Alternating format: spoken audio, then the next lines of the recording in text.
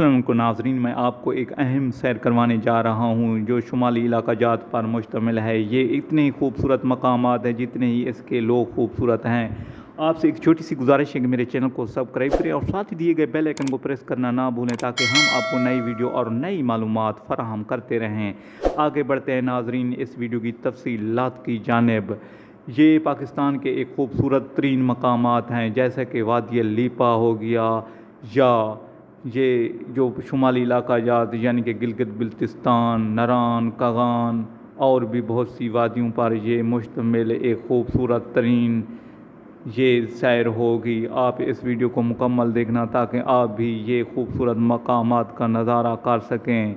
हम आपको इस तरह की वीडियो और नई मालूमात इसी चाहत वाइज मेरे यूट्यूब चैनल पर हम आपको फराहम करते रहेंगे।